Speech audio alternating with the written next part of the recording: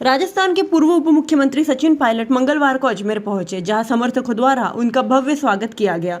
इसके बाद वह अजमेर के सर्किट हाउस पहुंचे, जहां उन्होंने कांग्रेस के वरिष्ठ कार्यकर्ताओं, नेताओं, विधानसभा चुनाव के दावेदारों से मुलाकात की। इसके बाद पायलट ने मीडिया से बातचीत करते हुए कहा कि राजस्थान में कांग्रेस की सरकार रिपीट होगी। इसके अलावा उन्होंने भाजपा सरकार पर भी निशाना साधा और कहा कि जनता भाजपा पर विश्वास नहीं करती है। साथ ही उन्होंने केंद्र सरकार पर निशाना साधते हुए कहा कि सरकार राम मंदिर, हिंदू मुसलमान के नाम पर राजनीति करती है। सचिन पायलट ने कहा कि अजमेर से उनका पुराना लगाव है। जो वातावरण बना है देश में, यह बड़ी विडंबना है। केंद्र सरकार मीडिया प्रचार प्रसार में एक नंबर है। भाजपा ने थक हार कर यात्रा शुरू की है। पिछली बार संघर्ष यात्रा शुरू की थी, जिसमें जनता नहीं थी। अब परिवर्तन यात्रा कर रही है। राजस्थान में हर 5 साल में सरकार बदलने की परिपाटी को तोड़ेंगे। राजस्थान में इस बार भी कांग्रेस सरकार बनेगी। पायलट ने कहा कि उन्हें फीडबैक मिला है, जनता भाजपा पर विश्वास नहीं करती। केंद्र सरकार ने सेना में जाने वाले नौजवानों के साथ अन्याय किया, उनको अग्निवीर लगा दिया और 4 साल के लिए युवाओं को नौकरी दी। राहुल जी ने भारत जोड़ो यात्रा की, उसका अच्छा परिणाम आया। भाजपा राम मंदिर, हिंदू मुसलमान के नाम पर वोट मांगने आ जाएंगे। 4 राज्यों में कांग्रेस की सरकार बनेगी। हमारे कार्यकर्ता नई ऊर्जा के साथ आ गए हैं। अजमेर में लंबे समय से हमें सीट नहीं जीत पा रहे हैं। मैं सांसद रहा हूं, मेरी जिम्मेदारी बनती है यहां से कांग्रेस को जिताऊं।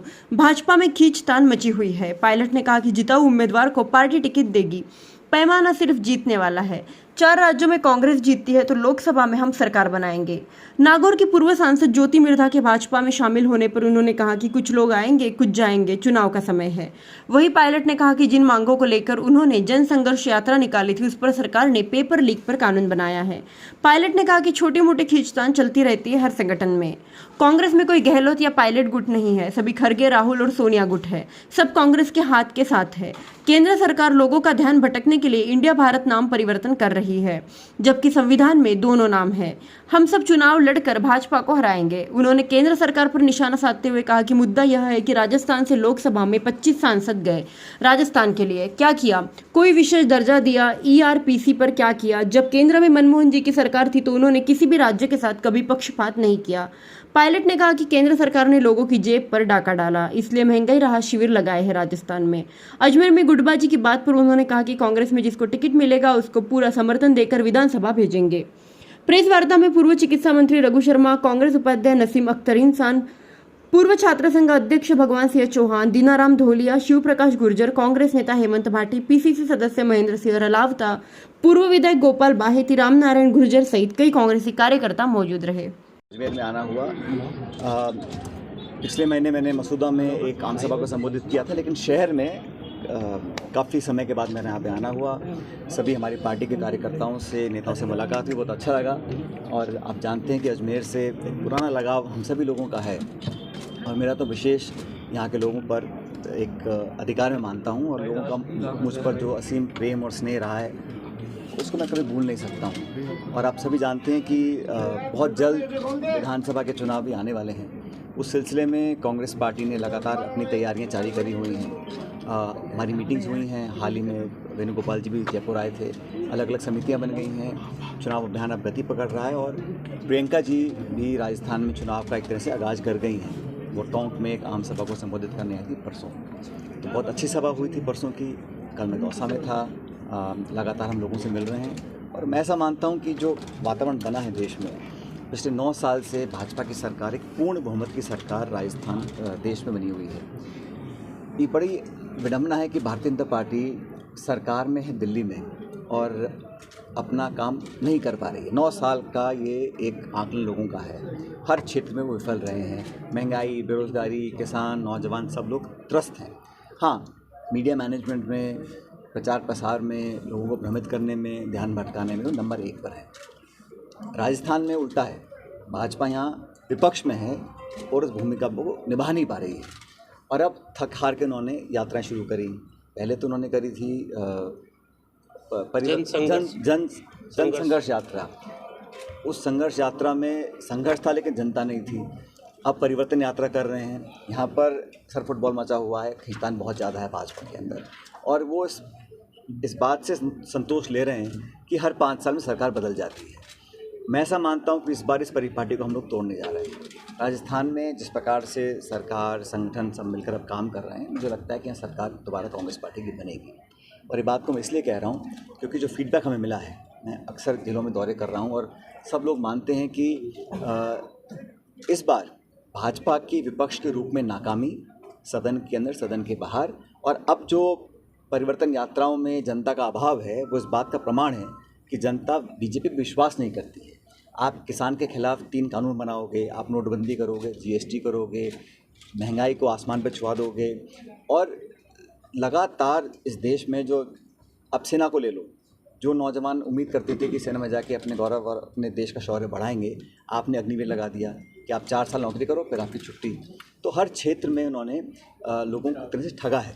इसलिए मैं मानता हूं कि कांग्रेस का जो नेतृत्व है, राहुल जी ने जो यात्राएं करी हैं, खासकर जो भारत जोड़ो यात्रा थी, कर्नाटक में हम लोगों ने प्रचार किया, वहाँ पे डबल इंजन फेल हुआ। हिमाचल प्रदेश में हम लोगों ने अच्छा प्रचार किया, वहाँ पर डबल इंजन फेल हो गया।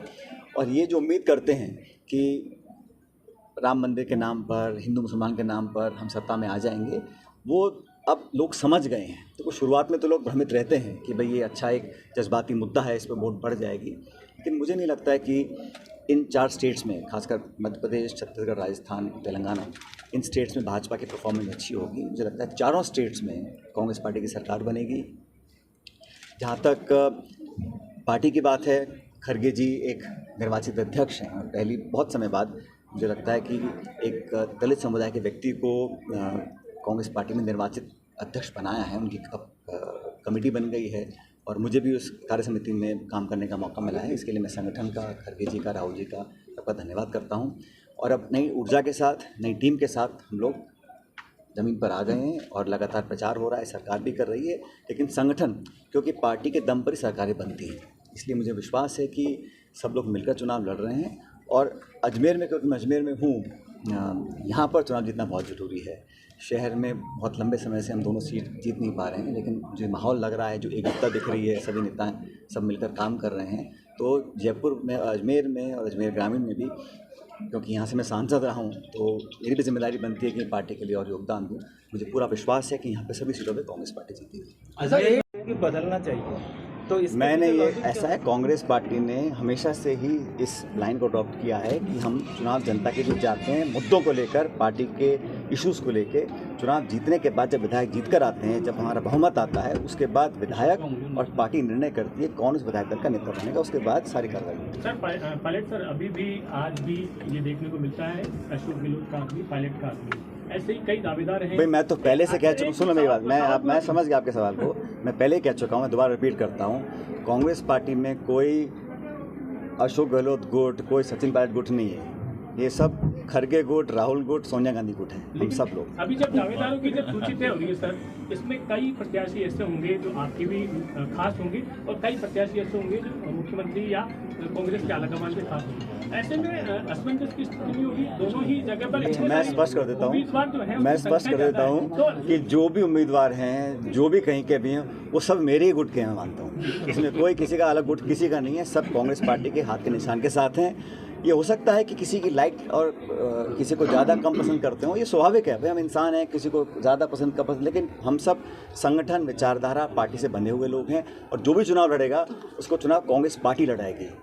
खड़गे जी, राहुल जी, सोनिया गांधी जी लड़ाएंगी, हाथ का चुनाव लड़ाएगा, हाथ का चुनाव चिन्ह, और ये सबको बात जानते हैं और सब बात को एक्सेप्ट। लेकिन अंदर ही अंदर सब यही कहते हैं, कोई अंदर बाहर की बात नहीं है, बिल्कुल स्पष्ट है, तो उसकी बैंड बजा सब मिलकर लड़ेंगे। ऐसा कुछ आप क्यों लोगों को भड़का रहे हो यार? सब मिलकर चुनाव लड़ेंगे, किसी का उन्हें कोई संदेह नहीं है। जो 4.5 पौने 5 साल निकल गए हैं, अब चुनाव का समय आ गया, अब जिम्मेदारी के साथ, गंभीरता के साथ, क्योंकि भाजपा सब काम करने वाली है। भारतीय जनता पार्टी के लोग, मैं जानता हूं, चुनाव जीतने के लिए कुछ भी कर सकते हैं, इसलिए भ्रमित करना, लोगों को भटका देना, जज्बातों को भड़का देना, आपस में आक्रोश पैदा कर देना, तनाव पैदा कर देना, ऐसे मुद्दे कैसे कैसे उठ जाते हैं। कभी कहा नाम बदल रहे हैं, इंडिया है, भारत है, अरे भाई दोनों ही नाम संविधान में लिखे हुए हैं। तो ये बेवजह की जो चर्चाएं होती हैं, ये लोगों का ध्यान भटकाने के लिए होती हैं। इसलिए आम नागरिकों के लिए इस देश के प्रति कांग्रेस पार्टी की कुछ जिम्मेदारियाँ हैं। इस देश में आज संवैधानिक संस्थाओं को गंभीर चुनौती मिल रही है, उनको बचाए रखने के लिए, जमहूरियत को मजबूत करने के लिए ये कांग्रेस सबसे बड़ा विपक्षी दल है। तो इंडिया अलायंस में हम लोग उसको लीड करते हैं, लेकिन हम सबको साथ लेकर चलें, बहुत बड़ी बात है। कितने अरसे के बाद इतने दल इकट्ठे आए हैं, अपने अपने इंटरेस्ट को पीछे रखकर देश को बचाने के लिए एक इंडिया अलायंस हमने फॉर्म किया है। तो जब बाकी लोग कर रहे हैं तो कांग्रेस जन का तो और ज़्यादा दायित्व बन जाता है कि एकजुटता दिखाएं और आपस में मिलकर साथ चलें। हम सब चुनाव लड़कर भाजपा को हराएंगे, तभी तो मैं समझता हूँ कि हमारा जो इंडिया अलायंस है, हमारी कांग्रेस पार्टी का जो उद्देश्य है उसको हम पूरा कर पाएंगे। सर, कांग्रेस लीड उनको कोई मैसेज आपकी तरफ से देना चाहेंगे? क्योंकि मेरा कोई सब कांग्रेस पार्टी के समर्थक हैं और मैं कांग्रेस पार्टी का कार्यकर्ता हूं। हम सब मिलकर एक परिवार के रूप में बैठे हैं, काम करेंगे। और मैं दावे से दोबारा कह रहा हूं आपको, ताकि आप लोग कंफ्यूज ना हो, कि राजस्थान के अंदर कांग्रेस की सरकार दोबारा बनानी है, सबको साथ लेकर चलना है। तेरा मेरा करने का कोई समय नहीं है। और जो हमारे पत्रकार साथी ये गुटबाजी की बात करते हैं, इसको आप विराम दे दें, क्योंकि सब लोग कांग्रेस पार्टी के गुट के हैं और सोनिया राहुल गुट के हैं। लेकिन पार्टी के लोग कह रहे हैं कि अजमेर में समानांतर कांग्रेस संचालित हो रही है, उसको कैसे समाप्त करेंगे? समानांतर कांग्रेस एक है, चुनाव चिन्ह एक है, ये तो बहुत बड़ा जरिया है, इसमें सब लोग शामिल होंगे। तो संगठन की बैठक शहर अध्यक्ष नहीं बुलाते हैं, कहीं और से उसका कॉल। धर्मेंद्र राठौड़ उसको साफ साफ पूछेंगे। धर्मेंद्र राठौड़ बुलाते हैं बकायदा आरटीडीसी के अंदर। कौन बुलाते हैं? धर्मेंद्र राठौड़ आरटीडीसी चेयरमैन जो है, वो संगठन की बैठक कॉल करते हैं। धर्मेंद्र राठौड़ आरटीडीसी चेयरमैन, हाँ है, जिन्होंने आपके लिए भी स्टेटमेंट दिए थे पहले। मैं देखा नहीं कैसे। वो बकायदा उनका आरोप है कि वो समानांतर कांग्रेस चला रहे हैं। और नहीं, मुझे लगता है ऐसे कोई कर रहा होगा। अगर कोई कर रहा है नहीं तो आपके ये विदेशी तो सुन लो ना, मुझे लगता है ऐसे कोई कर रहा होगा। अगर कोई कर रहा है तो ठीक नहीं कर रहे हैं, हम सबको साथ में। पायलट साहब, आखिरी हालांकि मुझे लगता है ऐसे कोई कर रहा होगा। राजस्थान आखिरी क्यों 2 और पूछा हैं, लेकिन मुद्दों की बात कोई नहीं कर रहा है। मुद्दा ये है कि 25 सांसद जीत के गए राजस्थान से। आपने राजस्थान को क्या दिया? ARCP के प्रोजेक्ट को आपने मान्यता दी। मोदी जी खुद कह गए थे कि इसको हम बनाएंगे नेशनल प्रोजेक्ट। अजमेर में बोल के गए थे, क्या रहा?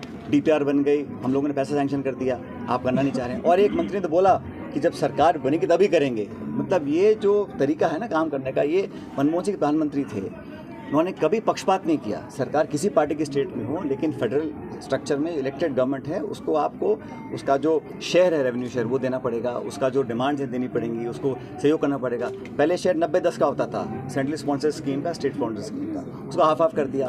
हज़ारों करोड़ राजस्थान सरकार का जो है बकाया, वो दिल्ली दे नहीं रही। हमारे सभी सांसद 25 जीत के गए लोकसभा के, उन्होंने क्या योगदान दिया है बताइए? कोई नई पॉलिसी बनाई हो, कोई राजस्थान को विशेष दर्जा प्राप्त हुआ हो, कहीं रेलवे लाइन सैंक्शन की हो, ARCP को सैंक्शन किया हो। और ARCP को लेकर मुझे लगता है भारतीय जनता पार्टी को अपना रुख स्पष्ट करना चाहिए। अब ये बहानेबाजी का समय नहीं है ना। आप अगर करना चाहते हो तो आप करिए। और हमने तो कहा कि हम जितना मांगो से ज़्यादा सहयोग करने को तैयार हैं, लेकिन उनकी नीयत में लगता है ये है कि बस चुनाव निकल जाएँ, उसके बाद हम निर्णय करें हाँ या ना का। मुख्यमंत्री के कामकाज को किस तरह से लेते हैं? और मैं कह रहा हूँ ना, अगर कामकाज अच्छा है तो अगली बार संभव यही होगा कि ये 2 आपके अलग अलग सवाल हैं।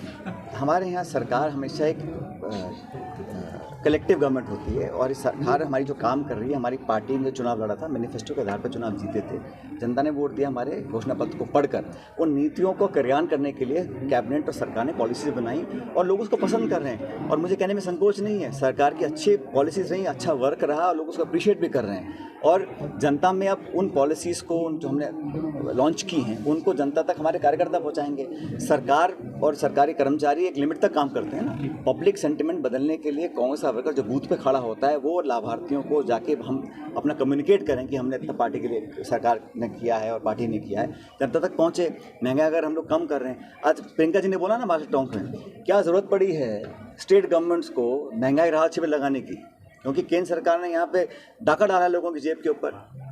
1200 रुपये का सिलेंडर बिक रहा है, एक समय टमाटर 200 रुपये का किलो हो गया था। तो सरकार की पॉलिसीज विफल रही हैं, इसलिए स्टेट गवर्नमेंट को करना पड़ रहा है। कौन स्टेट गवर्नमेंट चाहती है कि हम महंगाई राहत शिविर लगाएं? मजबूरी लगाना पड़ रहा है, क्योंकि महंगाई की मार लोग सहन नहीं कर पा रहे हैं। और इस स्टेप को गवर्नमेंट को सबने अप्रिशिएट किया है। अब उन पॉलिसीज़ और गवर्नमेंट के जो हमारे जनता के जो हमारे हमने काम किए हैं, उनको आगे तक ले जाने के लिए कांग्रेस के कार्यकर्ताओं को कमर कसनी पड़ेगी और वही आगे लेकर जाए। तो ये दूसरा सवाल का आंसर नहीं है। कौन सा वाला? अलायंस के जो घटक हैं वो कह रहे हैं कि सनातन धर्म को भी समाप्त करना है। ऐसा है, मैं किसी ने क्या का कमेंट करना नहीं चाहता हूं, लेकिन हम में से किसी भी व्यक्ति को ऐसी कोई बात नहीं बोलनी चाहिए जो किसी और दूसरे व्यक्ति के जज्बात या सेंटिमेंट्स को हर्ट करे। हमारी कुछ भी सोच हो वो हम तक रखें, लेकिन किसी को भी अधिकार नहीं है कि किसी और के फीलिंग्स या सेंटिमेंट्स को हम लोग हर्ट करें। ये हमारे यहाँ एक फ्रीडम ऑफ स्पीच है, अपनी आप बात को व्यक्त कर सकते हैं, लेकिन एक ध्यान रखना चाहिए कि किसी और के जज्बातों को हम ठेस ना पहुंचाएं। अजमेर आने का आज कोई विशेष मैं बहुत दिनों से पत्रकार वार्ता नहीं करी थी, मैंने कहा पता नहीं वो टिकट किसको देंगे, चाहे अजमेर हो चाहे बाकी जगह हो, लेकिन कांग्रेस पार्टी में जिसको भी आला कमान और हमारे जो सर्वे के बाद नाम चिन्हित किए जाएंगे। जिसको भी पार्टी टिकट देगी, पूरी कांग्रेस पार्टी उस व्यक्ति का समर्थन करेगी और उस व्यक्ति को विधानसभा में भेजेगी। और खासकर अजमेर शहर में इन दोनों सीटों के ऊपर हम जिसको भी टिकट देंगे और जो समर्पित पार्टी का कार्यकर्ता है, जिसने 5 साल तक लोगों को संभाला है, जिसने वर्कर्स के दुख सुख में भागीदारी निभाई है, उसको पार्टी टिकट देगी और वो चुनाव जीत कर आएंगे।